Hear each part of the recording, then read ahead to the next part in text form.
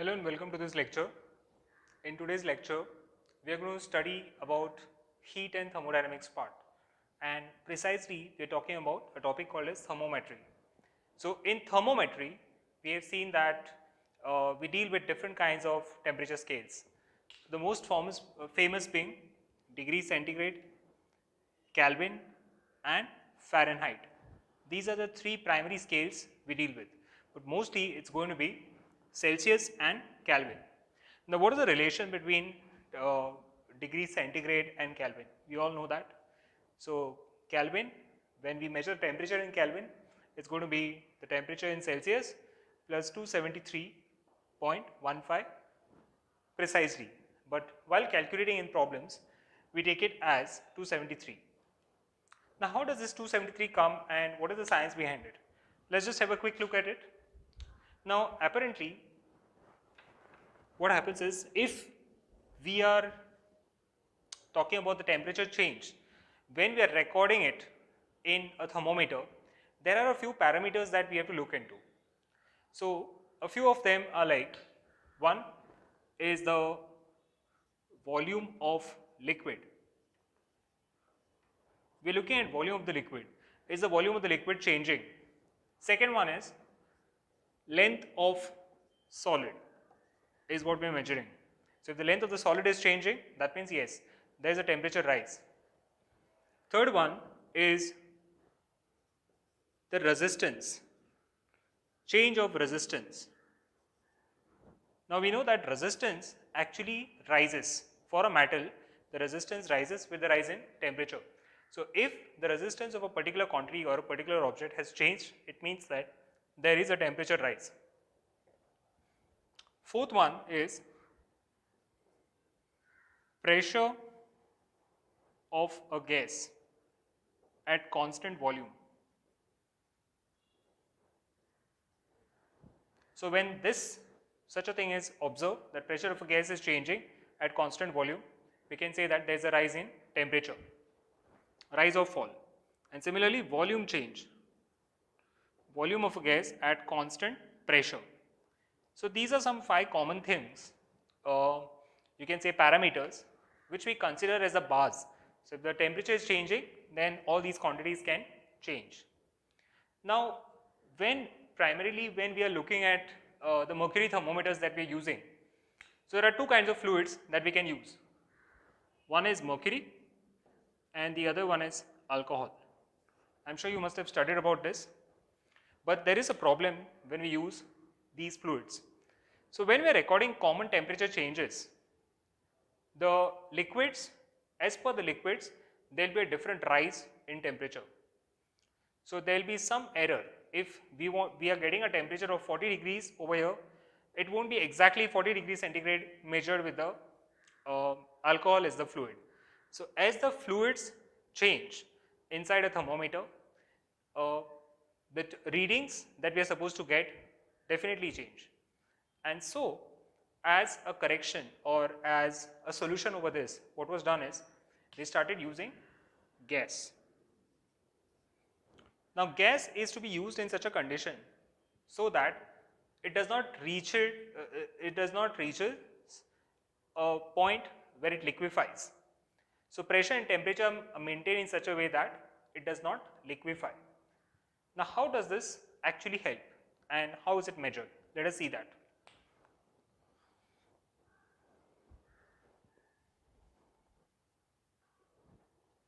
Now if we draw a graph, so basically we will use a parameter which says that change of pressure with at constant volume. So whenever we are using this parameter, we have to look at a graph of change of pressure with temperature. Now this is the graph of change of pressure with temperature. 2 points are recorded primarily. One is 0 degree centigrade. So this is 0 and this is 100. The graph is something like this. And then what matters to us is these 2 important points. When these 2 important points are calibrated or they are recorded on a thermometer, let's say we attain the 0 degree centigrade over here and we attain the 100 degree centigrade over here.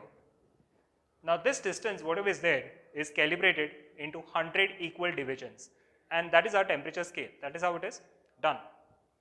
But when we are talking about this pressure temperature graph, you can see that here if I want to extend this, then this is called absolute zero, and this temperature is actually minus 273.15 degree centigrade. This is called absolute zero. So that is how we get a relation which says that temperature in Kelvin is temperature in degree centigrade plus 273.15. Now if we draw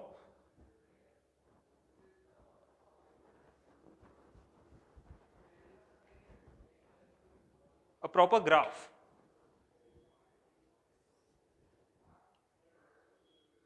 then we will get something like this.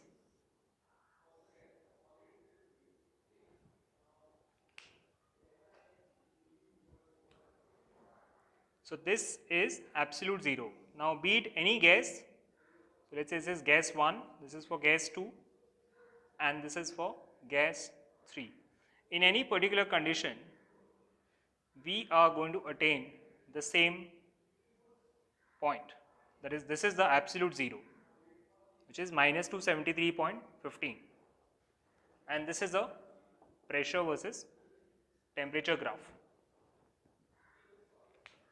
So through experiments, it was found that there is one stage in which the solid, liquid and gaseous state of water coexist.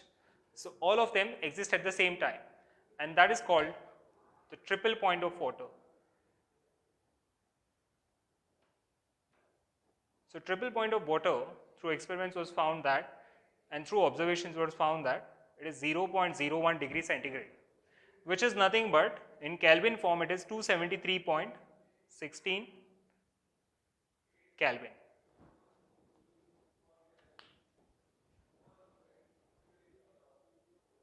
Now we have understood the conversion factor between the centigrade and Kelvin, but what is it is between the Fahrenheit and Celsius? Let us see that. So Fahrenheit, as far as Fahrenheit is concerned, 32 Fahrenheit is equivalent to 0 degree centigrade, and 100 degrees centigrade is equivalent to 212 Fahrenheit.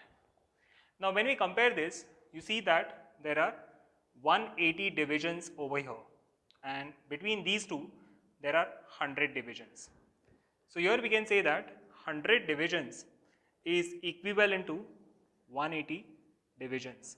So this is for Celsius, this is for Fahrenheit, and so one division in Celsius means 180 by 100 divisions, which comes to 9 by 5 divisions.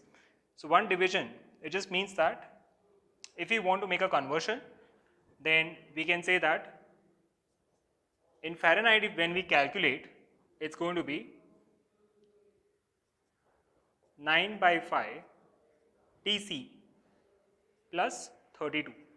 So that is going to be the conversion factor. Now you put the temperature over here in Celsius, and then we get the Fahrenheit.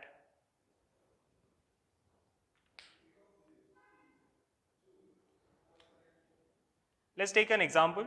Here let us put 0. If you put 0, we'll get Tf as 32, which is actually true. Let's put the other condition, that is Tf is 9 by 5 into 100 plus 32. If you do that, this is again 180 plus 32, which is 212. So that is the temperature in Fahrenheit. And this is the important relation which we have to remember as far as problem solving is concerned.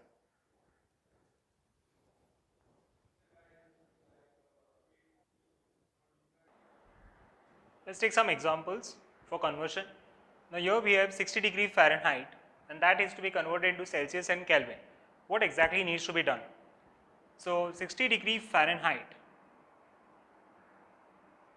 we know that Tf is given as 9 by 5 Tc plus 32. Now we know that this temperature is 60, so let's put it and the Celsius is what we want. So 60 minus 32, that will be 28 is equal to 5 by 9 over here, that's Tc. Tc comes out as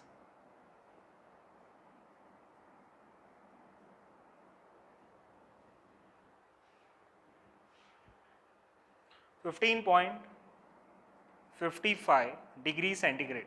That's the answer for Celsius. Now how do we do in Kelvin? So as far as the Kelvin is concerned, Tk is equal to Tc plus 273. If you measure this, the answer is going to be very straight. This is 15.55 plus 273.15, which comes out as 288.7 Kelvin.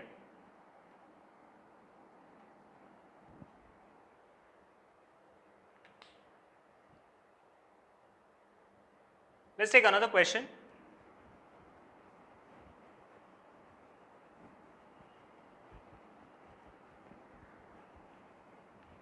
Now there is a certain iron rod, and this experiences a temperature change from 30 to 60. Now when this is experiencing this change from 30 to 60 degrees centigrade, what is the equivalent temperature change in Fahrenheit and what is the equivalent temperature change in Kelvin? That is what we have to find. Now if we go back to the relation, you can see that Kelvin is Celsius plus 273. So let's consider this as Tk1 and this is the Tc1. And Tk2 is Tc2 plus 273, which is going to be same.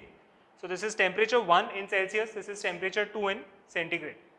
Now if we subtract the two equations, you can very well understand that Tk2 minus Tk1 is going to be Tc2 minus Tc1. So which just means that temperature change in Kelvin is same as temperature change in centigrade. So it means that if it is 30 degrees centigrade, this is 90 degrees centigrade. So now there is a temperature change of 60.